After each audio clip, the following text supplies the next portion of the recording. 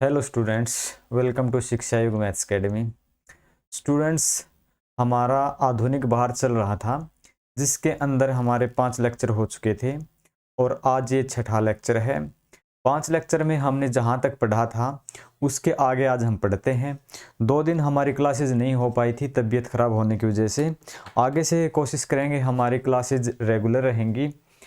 पीछे तक हमने पढ़ा था कि स्वायत्त राज्यों का उदय होता है, यानी भारत एक ऐसी परिस्थितियों से गुजर रहा है जहां पे अंग्रेजी सेनाएं, अंग्रेजी कंपनियां आई हुई हैं, यानी यूरोपीय कंपनियां आई हुई हैं, जैसे कि पुर्तगाली हैं, ईस्ट इंडिया कंपनी है। और क्या कि भारत की जो स्थिति है, यहाँ के जो सम्राट हैं, मुगल सम्राट है, वो कमज़ोर होते जा रहे हैं और छोटे छोटे क्षेत्र हैं वो ऊपर उठ के आ रहे हैं। उसमें हमने पढ़ा था कि हैदराबाद पढ़ा था, कर्नाटक पढ़ा था और आज पढ़ेंगे हम बंगाल के बारे में। आज की क्लास में हम पढ़ेंगे बंगाल के बारे में।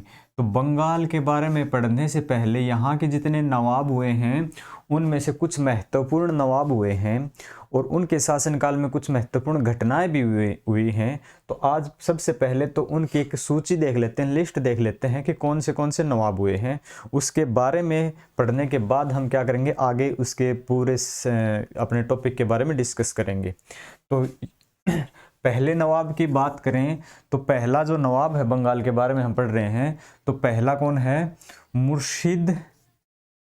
मुर्शिद अली खां। ठीक है ना, मुर्शिद अली खां। नवाब तो बहुत हुए हैं लेकिन जो हमारे परीक्षा में महत्वपूर्ण है उन्हीं के बारे में हम पढ़ेंगे। मुर्शिद कुली खां पहला कौन था? मुर्शिद कुली खां था भाई। ठीक है, और इसके बाद का जो आता है वो कौन आता है भाई?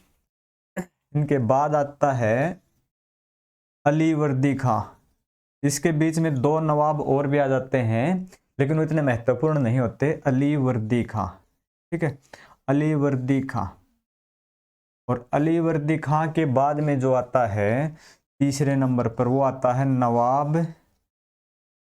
नवाब सिराजुद्दौला। ठीक है, नवाब सिराज उद दौला।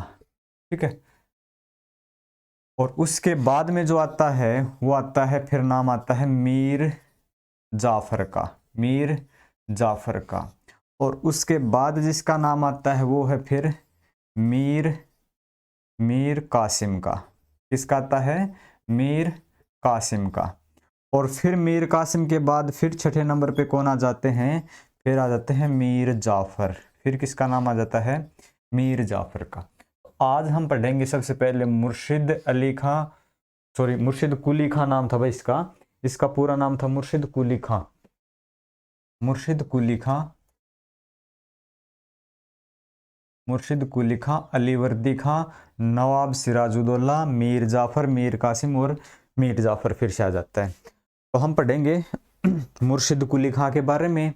मुर्शिद कुली खां कौन था कि ये ना औरंगजेब, इसको औरंगजेब, मुगल सम्राट कौन था उसमें? औरंगजेब। औरंगजेब 1700 ईस्वी में, 1700 ईस्वी के समय औरंगजेब इसको बंगाल का, ठीक है, बंगाल का दीवान घोषित कर देता है। ठीक है, क्या कर देता है? दीवान। किसको कर देता है भाई? हम पढ़ रहे हैं मुर्शिद कुली खां के बारे में। औरंगजेब बंगाल का दीवान किसको कर देता है?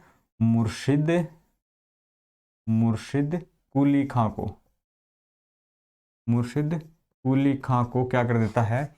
बंगाल का दीवान घोषित कर देता है ये। ठीक है, इसके बाद क्या होता है? डिस्प्ले पे सब सही है? इसके बाद क्या होता है? औरंगजेब के बाद 1717 के समय, 1717 के समय क्या होता है कि मुगल सम्राट है फर्रुखसियर। मुगल सम्राट कौन है? फर्रुखसियर। फर्रुखसियर क्या कर देता है? फर्रुखसियर इसे बंगाल का नवाब बना देता है। ठीक है, बंगाल का सॉरी नवाब नहीं, सूबेदार, बंगाल का सूबेदार बना देता, बंगाल का सूबेदार। दीवान का काम क्या है? इसको दीवान बना देते हैं 1700 में। दीवान का काम क्या है? दीवान का काम होता है कि किले के अंदर अस्त्र शस्त्र जो भी है उनका रख रखाव, ये उसका दीवान का काम है। और सूबेदार का काम क्या है, यानी सेना का नेतृत्व करना। अब फर्रुखसियर ने इसको क्या कर दिया, मुर्शिद कुली खां को बंगाल का सूबेदार नियुक्त कर दिया। और ये वही फर्रुखसियर है जिसकी वजह से बंगाल में द्वंद्व होता, लड़ाई होती है। इसके बारे में हमने पिछली क्लास में पढ़ा था, एक बार फिर भी पढ़ेंगे।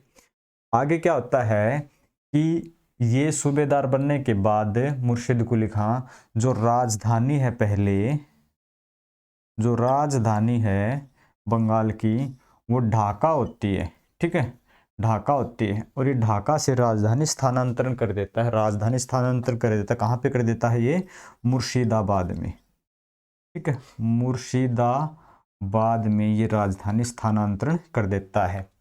कौन, मुर्शिद कुली खां। अब मुर्शिद कुली खां ये दो काम तो कर देता है। अब 1700 में तो इसको बनाया गया था दीवान, 1717 में इसको बना दिया गया था फिर क्या, सूबेदार। सूबेदार बनने के बाद इसने क्या किया, सबसे पहले तो राजधानी को क्या किसने हस्तांतरित कर दिया, यानी कि स्थानांतरण कर दिया एक जगह से दूसरी जगह। कौन सी जगह, ढाका से मुर्शिदाबाद।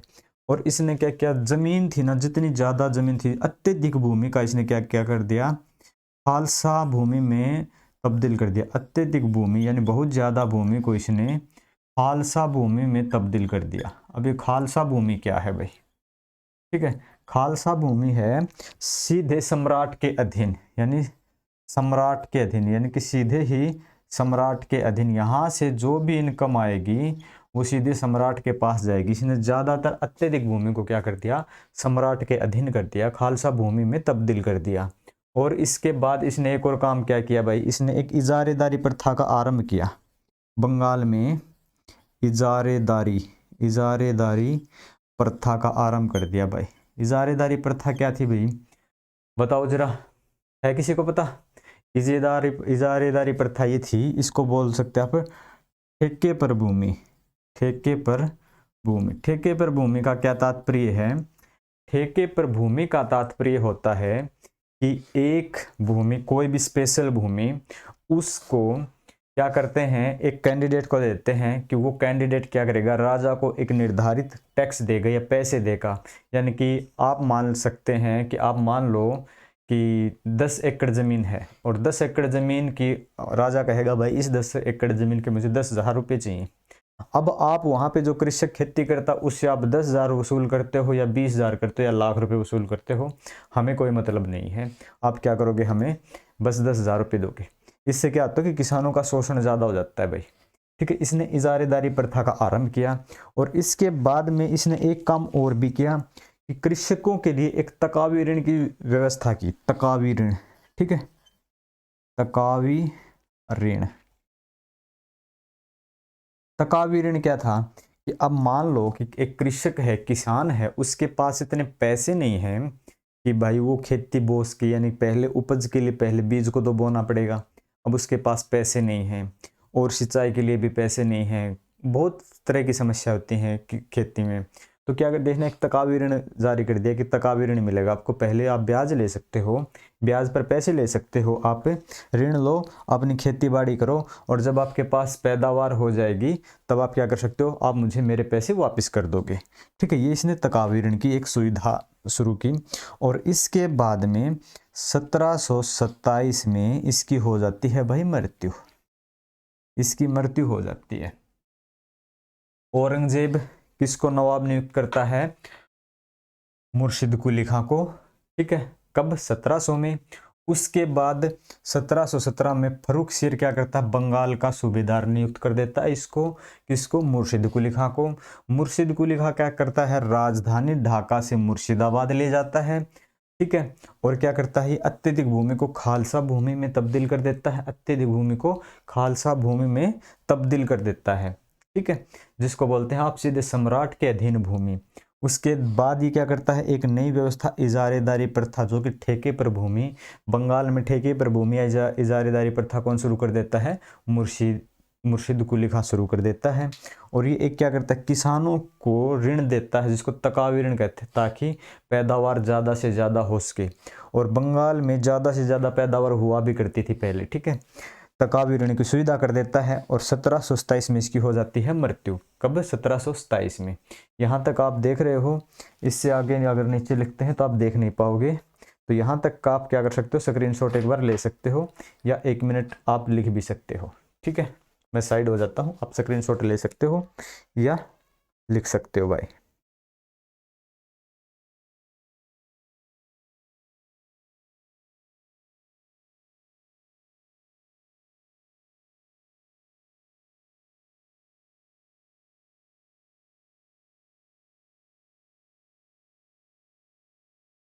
मुर्शिद कुली खां पढ़ा हमने। इसके बाद हम पढ़ेंगे अलीवर्दी खां, नवाब सिराजुद्दौला, मीर जाफर, मीर कासिम। 2 लड़ाइयाँ होती हैं, प्लासी का युद्ध और बक्सर का युद्ध। ठीक है, चलो ठीक है, आपने यहाँ तक लिखा।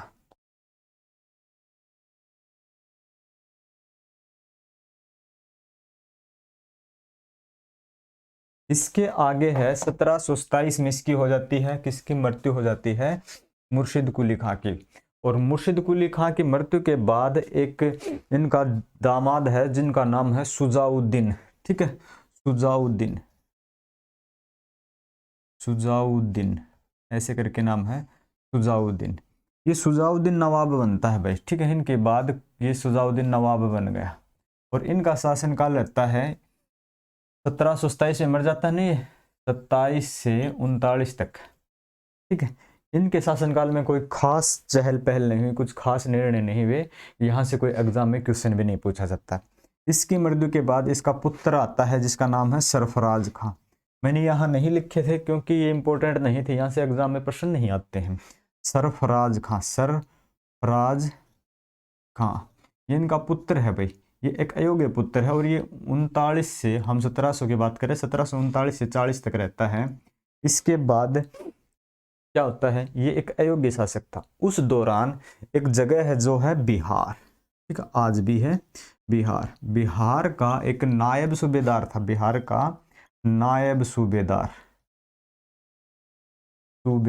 नायब सूबेदार कौन है बिहार का नायब सूबेदार, अलीवर्दी खां। ठीक है ना, यहां तक देख रहे हो, ये है अलीवर्दी खां। ठीक है, अलीवर्दी खां, ये अलीवर्दी खां क्या करता है, एक युद्ध में इनको हरा देता है। ठीक है, गिरिया का युद्ध होता है, जगह का नाम भी पूछ ले चलो, गिरिया का युद्ध, गिरिया का युद्ध। गिरिया का युद्ध किस किस के बीच में होता है, नायब सूबेदार जिनका नाम है अलीवर्दी खां, नायब सूबेदार जिनका नाम है अलीवर्दी खां। ठीक है, अलीवर्दी खां वर्सेज कौन था, सरफराज खां। कौन था, सरफराज खां।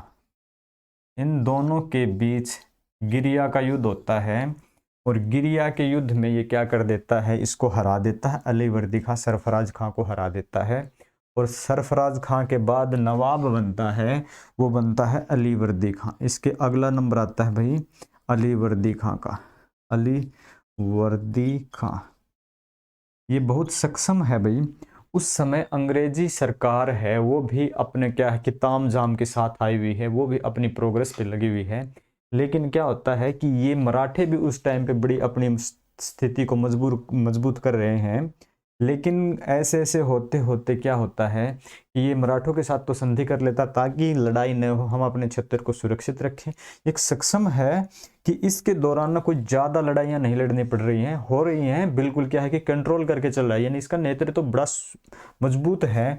अगर बंगाल के उत्थान में किसी 2 राजाओं का नाम आता है ना, 2 नवाबों का नाम आता है, तो वो मुर्शिद कुली खां और अलीवर्दी खां का है।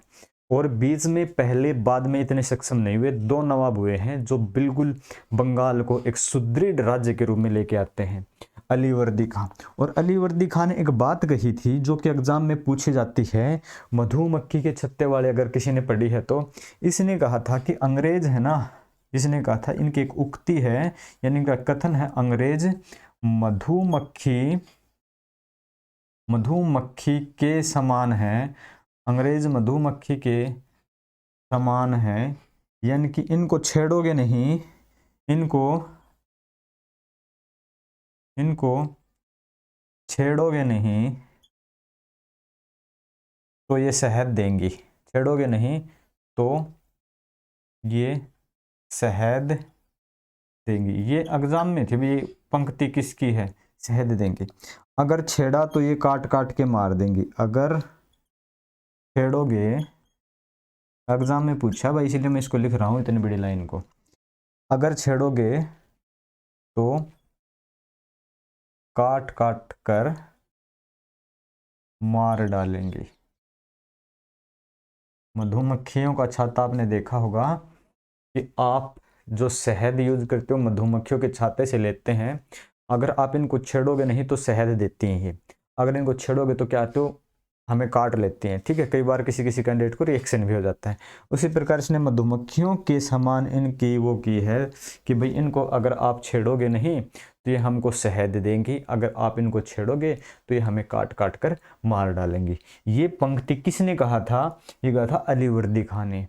और किसके बारे में कहा था? ये कहा था अंग्रेजों के बारे में। ठीक है, ये क्वेश्चन में 1 मिनट के लिए भाई थोड़ा हाथ डाउन हो गया। 1 मिनट, थोड़ी सी टेक्निकल प्रॉब्लम है छोटी सी, मैं ठीक कर लेता हूँ।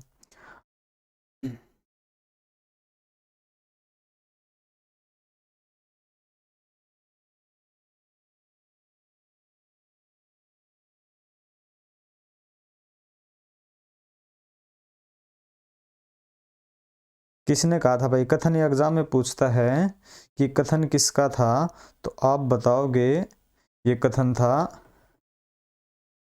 किसका? अलीवर्दी खां का। किसने किसके बारे में कहा था? अंग्रेजों के बारे में भाई। ठीक है ना, चलो हो गया ठीक। ठीक है, ये कहा था। इसके बाद क्या आता है कि ये अपने दोहित्र को, यानी कि जब ये मर जाता है तो इसके बाद अब उत्तराधिकार का युद्ध होता है। उत्तराधिकार का युद्ध होता है इसकी मृत्यु के बाद कि शासक कौन बनेगा, अब कौन बनेगा। इनकी मृत्यु है ना, वो मृत्यु हो जाती है 1756 में। और इनकी मृत्यु के बाद ये मान के चलो कि बंगाल के ऊपर काले बादल छा गए हैं। इनकी मृत्यु हो जाती 1756 में, और इनकी मृत्यु के बाद आप मान के चल सकते हो कि बंगाल के ऊपर अब काले बादल छा चुके हैं। क्यों?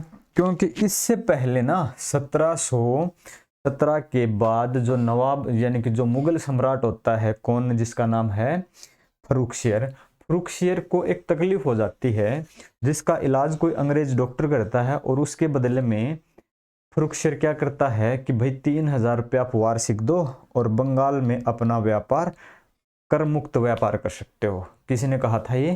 किसने कर दिया था? एक अध्यादेश जारी करता फर्रुखशियर, और फर्रुखशियर क्या कहता कि आप 3000 रुपये वार्षिक हमें दो, यानी मुगल सम्राट को दो, और आप बंगाल में कर मुक्त व्यापार जारी कर सकते हो, कर मुक्त व्यापार कर सकते हो। इस घटना से क्या होता है कि बंगाल की जनता को तो कर देना पड़ता है, बंगाल की जनता तो कर देगी, लेकिन अंग्रेजी व्यापारी हैं, अंग्रेजी अधिकारी हैं, वो वे कर नहीं दे रहे हैं। साथ के साथ कंपनी के लिए छूट थी। जो कुछ लोग होते हैं कंपनी में काम करते हैं, वो अपने निजी स्वार्थ के लिए भी व्यापार कर रहे हैं, क्योंकि उनको पता है कि हमें यहाँ पे कोई टैक्स तो देना नहीं है।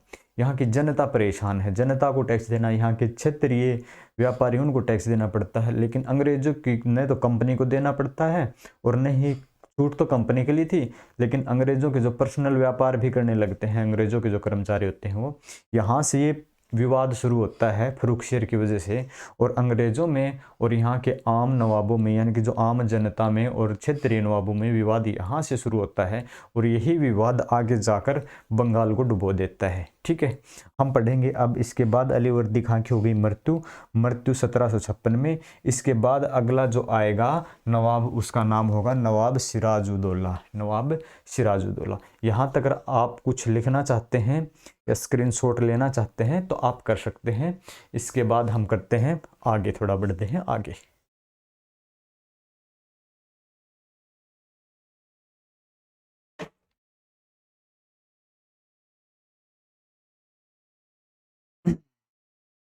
चलो यहाँ तक लिखा, हम बढ़ते हैं इससे आगे।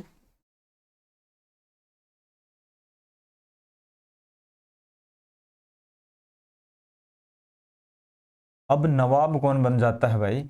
अब नवाब है, अब नवाब है, यहां से बहुत प्रश्न उठते हैं। सिराज नवाब सिराज उद सिराजुद्दौला, नवाब सिराजुद्दौला। इनका जो समय है 1756 से 57।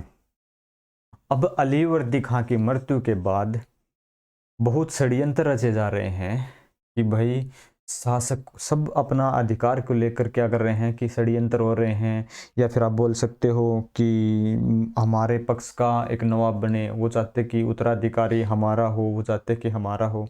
और ऐसे ऐसे इसमें लास्ट में जो विजित होता है वो है नवाब सिराजुद्दौला। अब नवाब सिराजुद्दौला नवाब तो बन जाता है, लेकिन इसके जो प्रमुख शत्रु हैं ना वो इसको देखकर खुश नहीं है, यानी वो चाहते हैं कि इसको हटा दिया जाए यहाँ से। जिसमें मुख्य रूप से इनका नाम आता है, इनकी एक मौसी है, मौसी, मौसी समझते हो, सिस्टर ऑफ मदर, यानी कि उसकी माता की बहन, ठीक है, मौसी, जिनका नाम है घसीटी बेगम, घसीटी बेगम, ठीक है, घसीटी बेगम। और पूर्णिया के नवाब हैं, एक दूसरी जगह है जो है पूर्णिया, और पूर्णिया के नवाब हैं, पूर्णिया के नवाब हैं, यहां तक दिख रहा है शौकत जंग, शौकत, इससे आगे नहीं दिखेगा, ठीक है, नीचे लिख देता हूं शौकत जंग, ठीक है, शौकत जंग। ये इनके बहुत ज़्यादा विरोधी हैं। ये नहीं चाहते कि नवाब न, ये नहीं चाहते कि सिराज नवाब बने, लेकिन ये बन जाता है तो इसके खिलाफ ही साजिश होने लगते हैं। तो इनकी मौसी घसीटी बेगम, पूर्णिया के नवाब शौकत जंग, और साथ के साथ बंगाल के सेना नायक हैं जिनका नाम है मीर जाफर, ठीक है, बंगाल, बंगाल के सेना नायक, बंगाल के सेना नायक जिनका नाम है भाई मीर जाफर। क्या नाम है? मीर जाफर। मीर जाफर इनके ये सारे के सारे बहुत बड़े विरोधी, बड़े विरोधी दल है भाई इनका, ये बड़े विरोधी है इनके, मैंने लिख दिया, चलो बड़े विरोधी हैं ये नहीं चाहते कि किसी भी कंडीशन में कि इनको राजा बना जाए, इनको नवाब बनाया जाए, और इसलिए बड़ी सी साजिशें करते रहते हैं। और उधर से अंग्रेज हैं वो भी अपनी सत्ता को मजबूत करने पे तुले हुए हैं, ठीक है, और इधर से इनके घर के भी, यानी घर का भेदी लंका ढाए। अब बुरी स्थिति में घर वालों का साथ होता है, लेकिन घर वाले ही इनके खिलाफ साजिशें करते रहते हैं। एक समय होता है जब यहाँ पे यूरोपियन कंपनी आई हुई हैं, क्या क्या नाम है, फ्रांसीजी, फ्रेंच कंपनी भी है, यानी फ्रेंच की कंपनियाँ, फ्रांस की कंपनियाँ हैं, और दूसरी है ये ईस्ट इंडिया कंपनी है, इंग्लैंड की कंपनी है। और वो क्या करते हैं अंग्रेज यहाँ पे ना बंगाल में, यानी कलकत्ता में, कलकत्ता में किलेबंदी कर रहे हैं। सॉरी भाई, एक मिनट के लिए, कलकत्ता में किलेबंदी कर रहे हैं। कौन? अंग्रेज, कलकत्ता में किलेबंदी, ठीक है, किसके द्वारा? आप लिख सकते हो यूरोपीय कंपनियों द्वारा, यूरोपीय, यूरोपीय कंपनी, यूरोपीय कंपनी क्या कर रही हैं कलकत्ता में, बंगाल में किलेबंदी कोठियां बना रही हैं। अब नवाब कहता है सिराजुद्दौला कि भाई आपको यहाँ पे ये किलेबंद कोठियां नहीं बनानी है, आप इनको रोको, इन दीवारों को गिराओ, आप नहीं कर सकते हमारी अनुमति के बिना। तो दूसरी जो यूरोपीय कंपनियां हैं वो तो मान लेती हैं इनका कहना, लेकिन अंग्रेज नहीं मानते, इनका कहना नहीं मानते। उनको पता है कि भाई इसके पास ज़्यादा मजबूत सत्ता नहीं है, ये मजबूत शासक नहीं है, पहले शासक थे वो हो चुके हैं खत्म, अब ये मजबूत शासक नहीं है। अब वो इसका कहना नहीं मानते। अब क्या कर देता है ये आक्रमण कर देता अंग्रेजों पर, ठीक है। सिराज क्या कर देता है, सिराज कलकत्ता पर आक्रमण कर देता है, ठीक है, कलकत्ता पर आक्रमण कर देता है। और क्या है, कलकत्ता में एक किला है जो आपने पढ़ा था, पहले हम पढ़ा चुके हैं, जिनका नाम था फोर्ट विलियम। क्या नाम था? कलकत्ता एक आप पहले नाम पढ़ चुके हो, फोर्ट विलियम, ठीक है, फोर्ट विलियम। और ये फोर्ट विलियम पर कब्जा कर लेता है भाई, दिख रहा? हाँ कोई दिक्कत नहीं, यहाँ तक कब्जा कर लेता है। इस पर कब्जा कर लेता है फोर्ट विलियम पर, कौन? सिराज कब्जा कर लेता है। और अंग्रेज भाग जाते हैं यहाँ से, अंग्रेज भाग गए, अंग्रेज भाग जाते हैं। अंग्रेज कहाँ गए? अंग्रेज भाग के गए। क्वेश्चन में पूछता है अंग्रेज चले गए भाई फुल्टा द्वीप। कहाँ पे चल गए? फुल्टा द्वीप पे। अंग्रेज भाग कर चले गए फुल्टा द्वीप पर। यहाँ जाकर उन्होंने शरण ली फुल्टा द्वीप पर। और एक घटना भी होती है इसी दौरान जिसका नाम होता है ब्लैक होल। ब्लैक होल घटना होती है भाई, ब्लैक होल। ब्लैक होल घटना होती है। ब्लैक होल घटना में क्या है कि सिराज है ना, शायद 143 या 140 कुछ आप देख सकते हो वहाँ पे कुछ है कि इतने अंग्रेजों को, अंग्रेज कैंडिडेट हैं उनको एक काल कोठरी में, एक बंद कोठरी में बंद कर देता है, एक छोटी सी कोठरी में। और अगले दिन जब उनको खोलते हैं तो शायद 23 यानी करीब 23 कैंडिडेट ही जिंदा होते हैं और जो मारे जाते हैं। इस घटना को ब्लैक होल घटना बोलते हैं। और ये कहाँ, अंग्रेज कहाँ भाग गए थे? फुल्टा द्वीप। इसको बीमारियों का एक द्वीप भी बोलते थे, यहाँ बहुत ज़्यादा बीमारी थी। और क्या करता है ये, सिराज खुश हो जाता, भाई तुमने तो अंग्रेजों को भगा दिया, ये अपने जश्न में है, खुश है। और क्या करता है, एक कैंडिडेट है जिनका नाम है मानिक चंद। क्या नाम है? मानिक चंद। मनिक चंद या मानिक चंद लिखा हो सकता है किताब में। मानिक चंद को क्या कर देता है? मानिक चंद को बोलता है भाई चलो तुम हुए कलकत्ता के प्रभारी। कलकत्ता के प्रभारी। कलकत्ता के प्रभारी किसको नियुक्त कर देता? मानिक चंद को। मानिक चंद को कलकत्ता के प्रभारी नियुक्त कर देता है। प्रभारी नियुक्त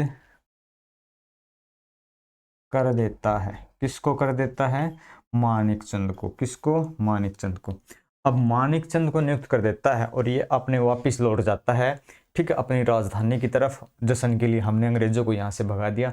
हमारे नाना जी तो कहते थे कि ये तो मधुमक्खियाँ हैं, इनको छेड़ोगे तो मार मार काट डालेंगी। हमने तो इन मधुमक्खियों को छत्ता ही उजाड़ दिया, ठीक है। ये बड़ी खुशी में है। ये नहीं जानते हैं कि भाई इंडिया से बाहर भी बहुत जगह शासन करके आए हैं, इतने हल्के में लेना गलत है। और क्या करते हैं, मानिक चंद भी इनको धोखा दे देता है। इनके दरबारी भी तो धोखा दे रहे हैं, इनकी मौसी है, इनके और नज़दीकी नवाब हैं, इनके सेना नायक है, ये तो सब धोखा दे ही रहे हैं इनको। लेकिन साथ साथ क्या होता है, मानिक चंद भी क्या करते हैं, इनको धोखा दे देते हैं। और मानिक चंद क्या कर देते हैं, मानिक चंद कलकत्ता को, मानिक चंद क्या करते हैं, रिश्वत ले लेते हैं, ठीक है। रिश्वत लेकर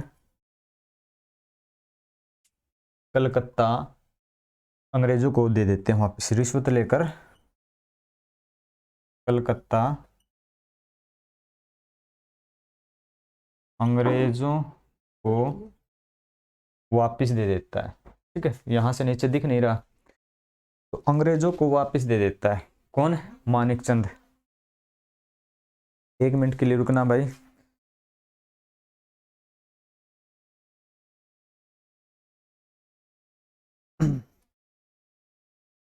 मानिक चंद क्या कर देता है, कलकत्ता अंग्रेजों को वापस दे देता है। इसके आगे आप लिखिए, स्क्रीनशॉट ले सकते हैं या लिख सकते हैं। और अगर आप चाय पीना चाहते हैं तो चाय पी सकते हैं, ठीक है। आज चाय मिली, आज कॉफ़ी नहीं मिली है, जो भी है थैंक्स ए लॉट। लिखो भाई, आगे बढ़ते हैं फिर। आप इसको लिखो।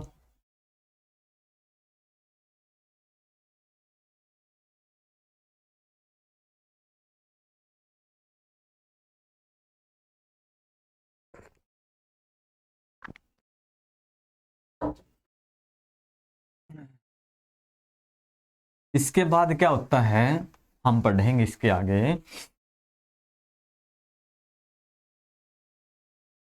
इसके बाद की घटना क्या होती है भाई, इसके बाद क्या हो गया कि अंग्रेज आ गए वापस। अंग्रेज आ गए वापस। अंग्रेज फिर से कलकत्ता पर कब्जा कर लेते हैं। अंग्रेज क्या करते हैं, फिर से कलकत्ता पर, कलकत्ता पर अधिकार कर लेते हैं। कौन? अंग्रेज। फिर से कलकत्ता पर अधिकार कर लेते हैं। कौन? अंग्रेज। अब अंग्रेज फिर से कलकत्ता पर अधिकार कर लेंगे तो अब सिराज सोचेगा भाई ये तो फिर से गलत हो गया है। अब सिराज फिर सोचता फिर से गलत हो गया है, तो सिराज इनके साथ फिर लड़ाई करने के लिए जाता है। लेकिन इस बार अंग्रेजों को क्या होता है, उधर जब ये भागते हैं फुल्टा द्वीप पर भागते हैं, उस समय क्या होता है कि कलायु को इसके बारे में पता चल जाता है, कलायु इसके बारे में जान जाता है कि हमारी बाकी टीम के साथ क्या हुआ है। तो कलायु उधर से आ जाता है, यानी कि दक्षिण से बंगाल की तरफ आता है, कलायु आ जाता है और वो क्या करता है कि चलो भाई हम ना अपना शासन वापस लेंगे।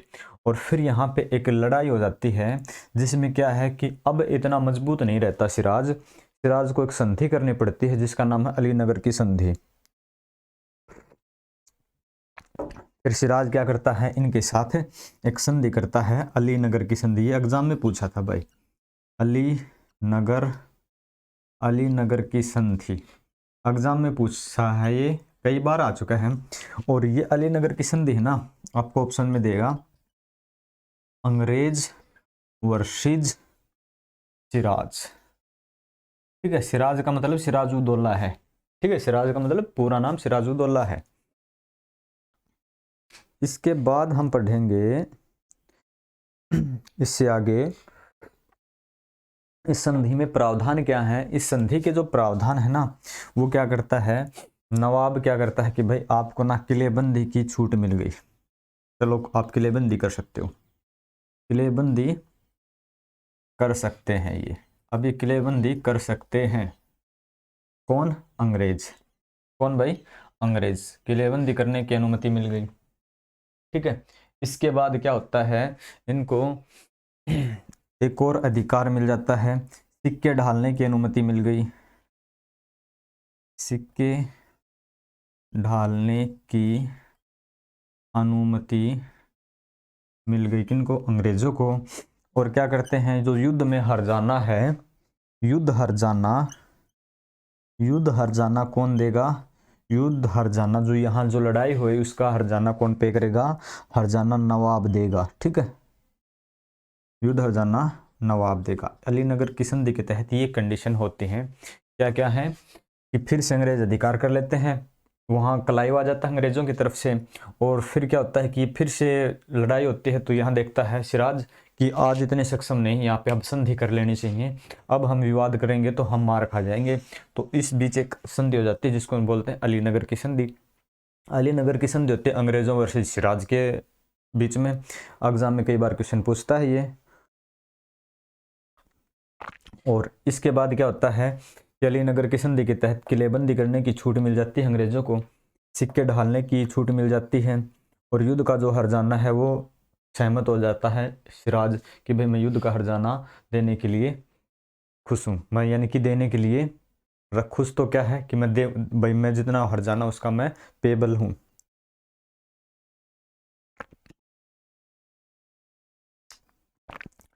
और फिर क्या होता है इसके आगे, अब ये तो हो गया, अब ये बंदा खुश नहीं है कि यार ये तो बहुत गलत हो गया।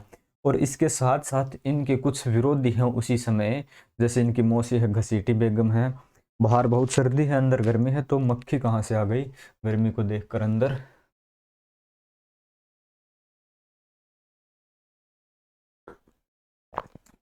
अब क्या होता है, इनके खिलाफ ही साजिशें चल रही हैं, और इस साजिश में एक फिर युद्ध होता है जिसका नाम है प्लासी का युद्ध या प्लासी की लड़ाई 1757 में। अब इसके सभी विरोधी हैं, फिर एक लड़ाई होती है जिसका नाम है प्लासी की लड़ाई। ठीक है, जो कि 23 जून 1757 में होती है। किस किस के बीच होती है, अंग्रेज, ठीक है, अंग्रेज वर्सेस सिराज, अंग्रेज वर्सेस सिराज उद दौला। ठीक है, अंग्रेज वर्सेस सिराज उद दौला के बीच में होती है ये लड़ाई। कौन सी, प्लासी की लड़ाई। अब प्लासी की लड़ाई होती है तो इसको कुछ इतिहासकार बोलते हैं कि ये लड़ाई नहीं थी, ये सोची समझी साजिश है। ये क्या है कि सोची समझी साजिश है, ये लड़ाई नहीं है, ये सोची समझी साजिश है। जब ऐसी स्थिति हो जाती है कि अंग्रेजों की और सिराजुद्दौला की लड़ाई होती है, तो उससे एक दिन पहले इनका जो सेना नायक है, क्या नाम है इनका, मीर जाफर, क्या नाम है, मीर जाफर, ये क्या करते हैं,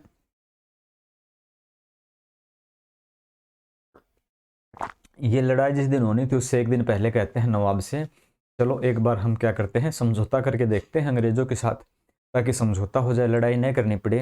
और ये क्या करता है कि झूठा ही वादा करता है इनके साथ कि कल लड़ाई करेंगे, और अंग्रेजों से जा मिलता है। ये कौन? मीर जाफर। मीर जाफर क्या करता है, इनका जो सेनापति है मीर जाफर, मीर जाफर ये है, एक दिन पहले कहता है कि लड़ाई आज नहीं, हम कल करेंगे, एक दिन का हमें समय चाहिए, हम अपनी सेना को प्रिपेयर कर लेते हैं, एक बार उनसे भी देख लेते हैं, क्या पता हो जाए अपना कोई सुलह हो जाए, हमें लड़ाई नहीं करनी पड़े। और मीर जाफर अंग्रेजों से जा मिलता है। किससे जा मिलता है? अंग्रेजों से जाकर मिल जाता है भाई कि चलो आप अगर हमें नवाब बना दो। क्या कहता है मीर जाफर अंग्रेजों से, अगर आप मुझे नवाब बना दो तो हम क्या कर सकते हैं, इसको धोखा दे सकते हैं, किसका? सिराज को। ठीक है ना, हम क्या कर सकते हैं, सिराज को धोखा दे सकते हैं, इसको सत्ता से हटा सकते हैं। ये हमें भी पसंद नहीं है, लेकिन मजबूरन क्या है कि परंपरा के अनुसार इसको शासक बना दिया, इसको नवाब बना दिया गया, हम इससे खुश नहीं हैं। अगर आप हमें इसका मतलब आप अगर वादा करते हो कि आप हमें नवाब बना दोगे तो हम क्या करेंगे, सिराज को यहाँ से हटा सकते हैं, क्योंकि जो सेना है वो सबसे बड़ी मेरे कंट्रोल में आती है, और मैं क्या करूँगा, लड़ाई करने से मना कर दूंगा एंड टाइम पर, यानी कि प्रेजेंट जो का समय होगा उस टाइम पर। और क्या हो जाएगा कि इसके पास मीर सिराजुद्दौला के पास कुछ खास है नहीं, तो ये अपने आप हार जाएगा, ये तो अपने आप ये क्या कर लेगा, समझौता कर लेगा या फिर युद्ध में मारा जाएगा। तो ये क्या करता है, मीर जाफर इनको धोखा दे देता है। और 27 जून फिर क्या हो जाता है, प्लासी की लड़ाई शुरू हो जाती है 27 जून को। और 27 जून को क्या करता है कि मीर जाफर की सेना युद्ध किए बगैर ही लौट जाती है। क्या होता है भाई, मीर जाफर की जो सेना है ना, सेना बिना युद्ध के ही, बिना युद्ध के ही लौट जाती है। ठीक है, बिना युद्ध के ही लौट जाती है। अब ये बेचारा क्या करे, अब जिसकी सेना थी वो लौट गई, अब राजा एकला के क्या करे भाई, इसकी सेना के पास तो इतना कुछ है नहीं, सेना थी वो चली गई। यहां तक एक बार लिखें 1 मिनट के लिए।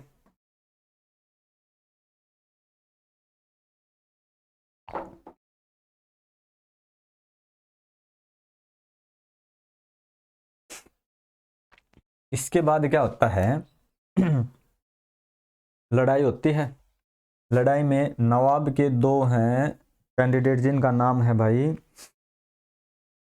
एक का मीर मदान और एक मोहनलाल। एक का नाम है मीर मदान और एक का नाम है मोहनलाल। मोहनलाल ये हो जाते हैं वीर गति को प्राप्त, यानी कि इनकी मृत्यु हो जाती है, इनकी हो जाती है वीर गति। ये लड़ाई करते करते मारे जाते हैं। और जो नवाब है, नवाब यानी कि सिराज है, सिराज यहाँ से भाग जाता है, सिराज यहाँ से भाग जाता है। और वो भाग के कहाँ चला जाता है, वो मुर्शिदाबाद भाग जाता है। सिराज भाग गया, सिराज भाग गया कहाँ, मुर्शिदाबाद। कहाँ भाग गया, मुर्शिदाबाद।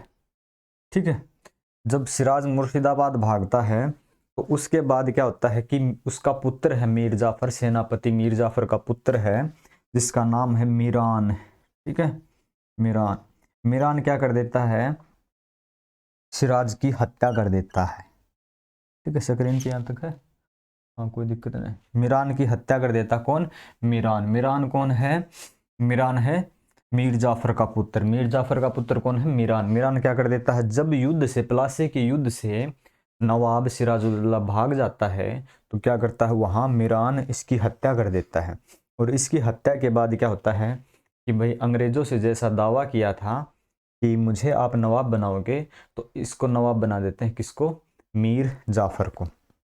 इसकी हत्या के बाद आगे जो समय आएगा वो मीर जाफर का आएगा, आगे जो समय आएगा वो किसका आएगा, मीर जाफर का आएगा। मीर जाफर को नवाब बनाएंगे, मीर जाफर को पढ़ेंगे हम। मीर जाफर को पढ़ने से पहले आप एक बार इसको लिख लो भाई, एक बार आपको लिख सकते हो इसके बारे में। फिर हम क्या करेंगे, एक बार रिपीट भी कर लेते हैं थोड़ा सा।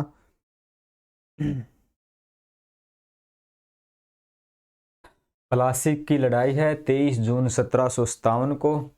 इस लड़ाई में क्या होता है भाई जो इनका सेनापति है जिसका नाम है मीर जाफ़र, मीर जाफ़र क्या कहता है कि लड़ाई आज नहीं कल से शुरुआत करते हैं, यानी कि एक दिन डिले कर देता है। एक दिन डिले करने से क्या करता है कि मीर जाफ़र अंग्रेज़ों से जाकर मिलता है, अगर तुम मुझे नवाब बनाने का वादा करो तो हम तुम्हारा साथ दे देंगे, ठीक है। और यही होता है जब लड़ाई होती है तो क्या करता है मीर जाफ़र अंग्रेज़ों का साथ देता है, यानी कि इनकी सेना है बिना युद्ध किए ही लौट जाती है। और उस युद्ध में मीर मदान और मोहन लाल दो कैंडिडेट हैं जो सिराजुद्दौला, नवाब सिराजुद्दौला के बहुत खास हैं, बहुत नज़दीकी हैं। इनकी मृत्यु हो जाती है और इसके बाद सिराजुद्दौला भाग गया कहाँ पे, मुर्शिदाबाद, और वहाँ फिर मीर जाफ़र का पुत्र मीरान इनकी हत्या कर देता है। और इसके बाद मीर जाफ़र को नवाब बनाया जाता है। अब मीर जाफ़र को नवाब तो बना दिया गया है, अब मीर जाफ़र खुद परेशान है। कैसे कि भाई उसने कहा था, अंग्रेज़ों ने, उन्होंने कहा कि हम आपको क्या बना देंगे, नवाब बना देंगे, लेकिन हमारी मांगे बहुत हैं। ये कुछ मांगे थे उनकी। मीर जाफ़र बन गया अब नवाब, मीर जाफ़र बन गया नवाब, और ये आदमी इनकी मांगे पूरी करते करते थक जाता है, ठीक है। मांगे पूरी नहीं कर पाता है, मांगे पूरी नहीं कर पाता है। कौन नहीं कर पाता है, मीर जाफ़र। किसकी मांगे नहीं कर पाता है, अंग्रेज़ों की। किसकी, अंग्रेज़ों की। अंग्रेज़ों की मांगे अगर नहीं कर पाता है तो अंग्रेज इससे असंतुष्ट हो जाते हैं, कहते हैं कि भाई हमने आपको नवाब किस लिए बनाया था, आप हमारी मांगे ही पूरी नहीं कर पा रहे हो। तो क्या करते हैं, इसको ना पद से हटा देना चाहिए। अंग्रेज चाहते हैं इसको पद से हटा देना चाहिए, और इसके स्थान पे इनके दामाद हैं जिनका नाम है मीर कासिम। फिर आ जाता है मीर कासिम का नंबर। चलो आप है ना यहाँ से हटो, और मीर कासिम को नवाब बना देते हैं अंग्रेज, ठीक है। मीर कासिम को बना दिया नवाब। मेरे हिसाब से यहाँ तक समझ में आया होगा। अगर किसी ने पीछे की क्लासेस नहीं देखी हैं तो आप पीछे की क्लासेस देखें। कंप्लीट कोर्स के लिए आपको प्रत्येक क्लास अच्छे से देखनी पड़ेगी, अच्छे से समझना पड़ेगा, तभी आप समझ पाओगे। वरना आप जो वन लाइनर रटते हो, रटते रहो, भूल भी सकते हो। अगर आप बिल्कुल फ्री में ये पढ़ना चाह रहे हैं तो बिल्कुल फ्री में ही मिल रहा है आपको, बस कुछ डेटा खर्च हो रहा है आपका इसके बदले में। मीर कासिम नवाब बन गया। अब मीर कासिम क्या करता है, ये पहले ही, ये आदमी समझदार है, ये भांप लेता है कि भाई अंग्रेजों की मांगे मैं भी पूरी नहीं कर पाऊंगा, ये हमारा शोषण कर रहे हैं, इनकी मांगे मैं कभी पूरी नहीं कर पाऊंगा। अब ये बेचारा क्या करता है कि जो राजधानी है ना, राजधानी कौन सी है, राजधानी है मुर्शिदाबाद। कौन सी है, मुर्शिदाबाद। और सबसे पहले तो ये डिसीजन लेता है कि हमें सबसे पहले मुझे राजधानी को तब्दील करना चाहिए, अंग्रेज़ों का दबाव है। और ये राजधानी मुर्शिदाबाद से मुंगेर, ठीक है, कहाँ पे, मुंगेर कर लेता है, मुंगेर हस्तांतरित कर लेता है, बदल लेता है जगह। कहाँ से, मुर्शिदाबाद से मुंगेर में बदल लेता है राजधानी को, ताकि अंग्रेज़ों के दबाव से हमें कुछ छुटकारा मिल सके। और इसके बाद ये क्या करता है, मुंगेर को अपनी राजधानी बना लेता है, सेना का पुनर्गठन करता है, ठीक है, सेना का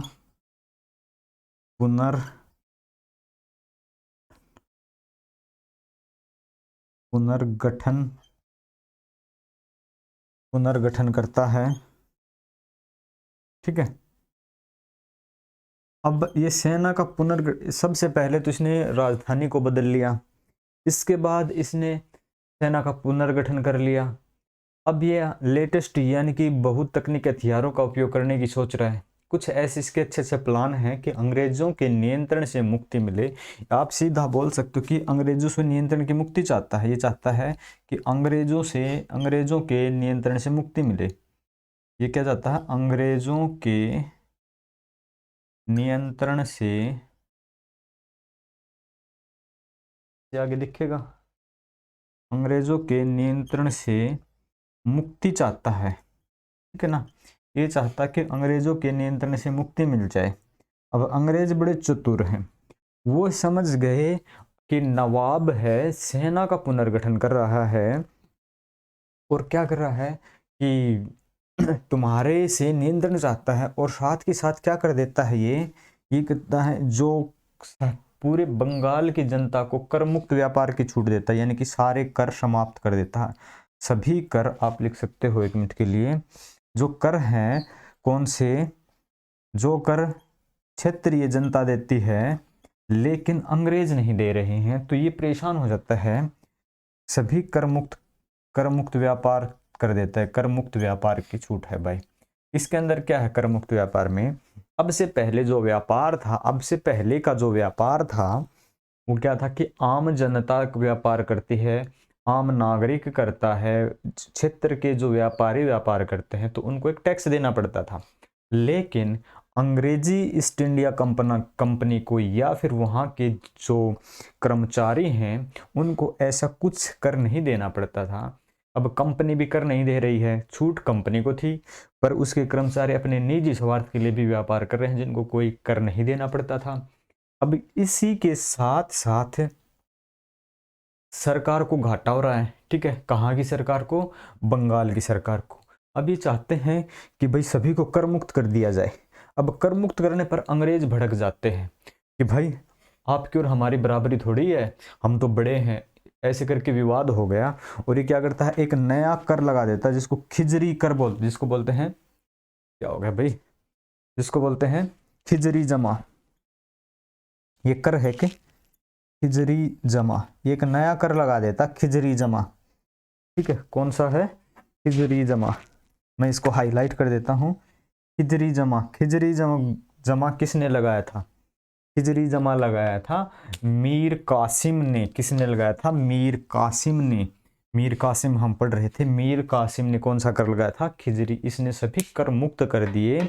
और अब क्या हो गया, अंग्रेजों के साथ इसका विवाद हो जाता है कि हमने तुम्हें शासक बनाया, नवाब बनाया, और तुम हमारे ही खिलाफ चल दिए। अब इसको क्या कर देते हैं, पद मुक्त कर देते हैं, यानी पद से हटा देते हैं। यहाँ से क्या होता है, इसको पद से हटा दिया जाता है, ठीक है। पद से हटा दिया जाता है, किसको, कासिम को हटा दिया जाता है। अब ये हटा दिया गया किसको, कासिम को। अब कासिम सोचता है कि भाई फिर से वही पंगा हो गया, और कासिम के बाद वापस किसको बना देते हैं, मीर जाफर को। किसको बना देते हैं, मीर जाफर को। अब मीर जाफर को बना देते हैं ये। अब यहाँ से एक बड़ी दिक्कत शुरू हो जाती है कि अब क्षेत्र का ना विकास नहीं होगा, अब विनाश होगा। अब ये क्या कर देता है, अब ये चाहेगा कि भाई इनके साथ ना लड़ाई करनी पड़ेगी, इनको हटाना पड़ेगा। और यहाँ से ये क्या करता है, अपना पद से हटा देने के बाद ये जाता है, यहाँ तक ये चला जाता है अवध। अवध जाता, अवध गया, अवध चला जाता है, ठीक है। अवध चला जाता है कौन, मीर कासिम अवध चला जाता है। वहाँ मिलता है अवध के नवाब सुजाउद्दौला से और मुगल सम्राट से। एक बार यहाँ तक आप लिख सकते हो, इसके आगे लिखेंगे हम।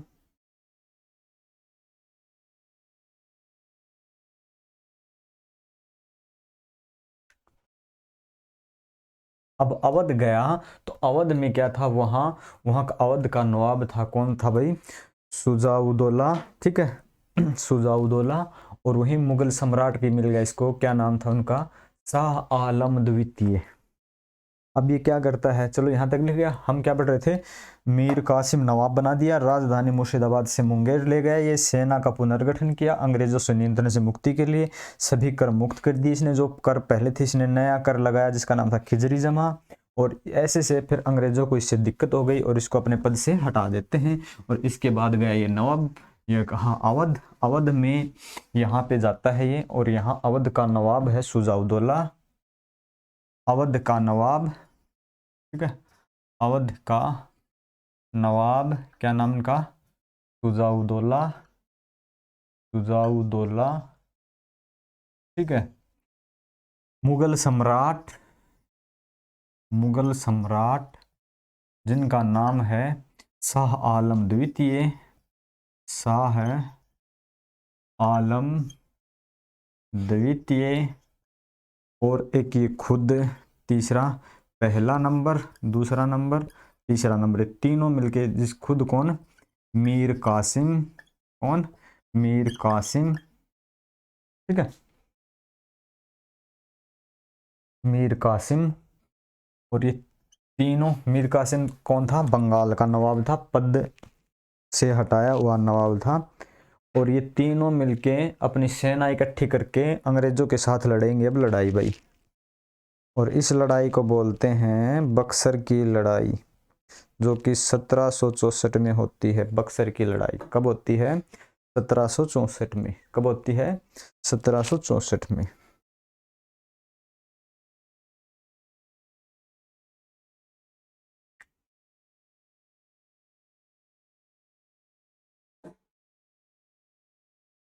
ठीक है, अब मीर कासिम हो गया, ये बंगाल का नवाब था, ठीक है, ये बंगाल का अपदस्थ नवाब।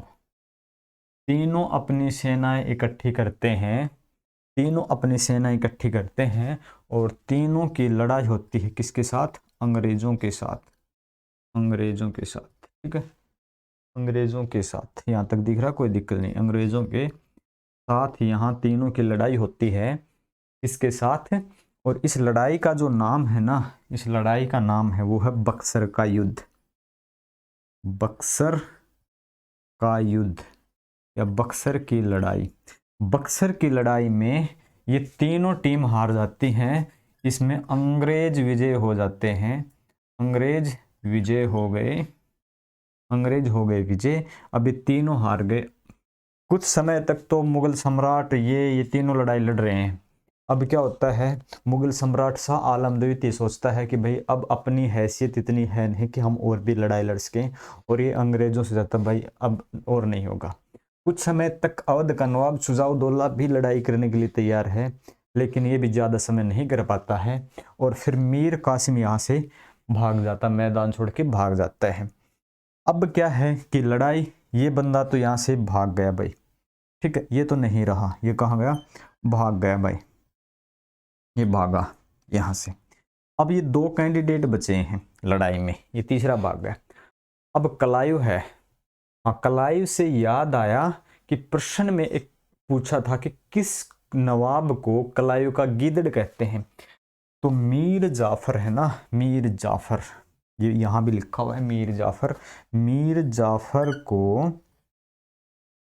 कलायु का, ये प्रश्न याद आ गया, कलायु का गीदड़ कहते हैं, गीदड़, कलायु का गीदड़। ये इंपॉर्टेंट क्वेश्चन होता है, ये क्वेश्चन में पूछा है कि किस, बंगाल के किस नवाब को कलायु का गीदड़ कहा जाता है, बंगाल के किस नवाब को कलायु का गीदड़ कहा जाता है। तो आप कहेंगे, क्या कहेंगे, मीर जाफर को कलायु का गीदड़ कहा जाता है। और ऐसे ही अगर हम आपसे प्रश्न पूछे कि बक्सर की लड़ाई में तीनों इनकी सेनाएं हार जाती हैं और उधर से अंग्रेजों की सेनाएं होती है, अंग्रेजों की सेना का नेतृत्व, ठीक है, इनकी सेना का नेतृत्व से भी प्रश्न पूछा था एक बार, सेना का नेतृत्व कौन करता है, तो इनका नाम है भाई Hector Munro, Hector Munro, Hector Munro करता है भाई अंग्रेजों की सेना का नेतृत्व। और इनका गुरगीज खान करता है, इनकी सेना का नेतृत्व करता है गुरगीज खान करता है भाई, ठीक है। अब अंग्रेजों के सेना का नेतृत्व कौन करता है, हेक्टर मुनरो करता है। और इन तीनों नवाबों की सम्राट की से दो नवाब हैं और ये मुगल सम्राट हैं, इनकी सेना का नेतृत्व करता है गुरगीज खां, जिसमें ये तीनों हार जाते हैं। हारने के बाद एक तो भाग गया मीर कासिम, और यहाँ बचता है अवध का नवाब शुजाउद्दौला और मुगल सम्राट शाह आलम द्वितीय। और इन दोनों के साथ फिर होती है इलाहाबाद की दो संधियाँ, इलाहाबाद, इलाहाबाद की संधि। इलाहाबाद की एक संधि नहीं होती है, इलाहाबाद की संधि होती है दो, कितनी होती है, दो संधि। पहली तो होती है किस किस के साथ, पहली होती है भाई शाह आलम शाह आलम जो मुगल सम्राट है, शाह आलम वर्षिज, ठीक है। आप लिखते हो अंग्रेज, यानी कि इनका नेतृत्व कौन करता है, क्लाइव कर रहा है। और दूसरी होती है, अच्छा दूसरी यहाँ दिखेगा ही नहीं ना, दिख रहा है, दूसरी है फिर, दूसरी है फिर ये क्या था, सुजाउदौला, दूसरी है सुजाउदौला वर्सेस अंग्रेज, ठीक है। सुजाउदौला के नीचे थोड़ा सा देख लेना, सुजाउदौला वर्सेस अंग्रेज। कैमरा इतना ही कैच कर पा रहा है, इससे नीचे नहीं देख पा रहा। तो क्या है कि सुजाउदौला वर्सेस अंग्रेज, ये दो संधियों के बारे में हम पीछे क्लास में पढ़ चुके हैं। अगर इन दोनों संधियों के बारे में आपको पढ़ना है तो आप पीछे की एक क्लास देखें। वैसे मैं एक बार फिर से थोड़ा रिवाइज कर देता हूँ कि क्या होता है इस लड़ाई में। हार जाते हैं, हारने के बाद क्या है कि क्लाइव कहता है, यानी कि अंग्रेज कहते हैं कि भाई लड़ाई तो मेरी मीर कासिम के साथ थी, आप क्यों बीच में आए। अब मुगल सम्राट कहता मैं तो यहाँ का राजा हूँ पूरे देश का। अब क्या कहता है कि चलो आपको तो, आप शासक तो आपको 26 लाख रुपए पेंशन दे देते हैं वार्षिक, ठीक है, और आप यहाँ से जाओ भाई, ठीक है। अब यहाँ से क्या होता है कि बंगाल, बिहार, उड़ीसा, इनकी वो क्या कर देते हैं, दीवाने देते हैं, ये आपका काम नहीं बचता, अब आप यहाँ से जाओ, ठीक है। और इनको दो क्षेत्र देते हैं, इलाहाबाद और कड़ा, जो कि किसके नेतृत्व, पहले इसके अंडर में आते थे दो क्षेत्र, वो मैं पीछे की क्लासेस में पढ़ा चुका हूँ। अब मैं रिवाइज करा रहा हूँ कि सुजाउदौला के अंतर्गत दो क्षेत्र थे, इलाहाबाद और कड़ा। इससे लेकर किसको देते हैं, मुगल सम्राट को देते हैं। और इसके लिए दूसरी संधि में क्या करते हैं, आप हर्जाना दोगे, साथ के साथ आपके जो दरबार में है वहाँ हमारी सेना रहेगी, अंग्रेजी सेना रहेगी, जिसका खर्चा आप खुद उठाओगे सुजाउदौला, और क्या करोगे, आपके साथ ही समझौते, और आपके क्षेत्र में हम व्यापार करेंगे, वो कर मुक्त करेंगे। ये दो संधि हम पहले पढ़ चुके हैं। अगर आपने नहीं पढ़ी है तो पीछे की क्लासेस आप जरूर देखें, नहीं तो आप बीच में से कुछ छोड़ सकते हैं। हम बिल्कुल सीरीज वाइज कर रहे हैं। और इसके बाद मार्कर कहाँ गया, इसके बाद क्या होता है, इनको दीवानी कार्य मिल गया, दीवानी का कार्य मिल गया बंगाल, बिहार और उड़ीसा का, किससे, मुगल सम्राट से। किसको मिल गया, अंग्रेजों को। और इसके बाद क्या कर देते हैं, ये 3 कैंडिडेट को नियुक्त करते हैं दीवानी कार्यों के लिए, और क्या करते हैं, अपने शासन करना आरंभ कर देते हैं। अभी 3 कैंडिडेट कौन से हैं देखते हैं भाई। एक क्षेत्र है बंगाल, बंगाल में मोहम्मद रजा खां, ठीक है, दीवान नियुक्त कर देते। कौन, अंग्रेज। भाई यहाँ से जो आपका आएगा ना कर, वो आप इकट्ठा करके ले आओगे। फिर कौन सा है भाई, दूसरा है बिहार। बिहार में ये यूपीएससी में पूछे हैं कि किसको कहाँ से नियुक्त किया था, यहाँ से बिहार से सिताब राय को, किसको, सिताब राय को नियुक्त किया जाता है। और तीसरा कौन सा है, उड़ीसा से, उड़ीसा, उड़ीसा से किसको, राय दुर्लभ, ठीक है, राय दुर्लभ, ठीक है। ये इनको तीनों को दीवान नियुक्त किया जाता है अंग्रेजों के द्वारा। और यहाँ तक आज की अपनी क्लास खत्म होती बंगाल के बारे में। लगभग 1 घंटे का करीब समय हो गया है। तो हमारी एकेडमी के द्वारा अर्थमेटिक और एडवांस मैथ भी कंप्लीट पढ़ाया जा रहा है, वो भी आप अपनी क्लासेस देख सकते हैं। तब तक के लिए बाय बाय।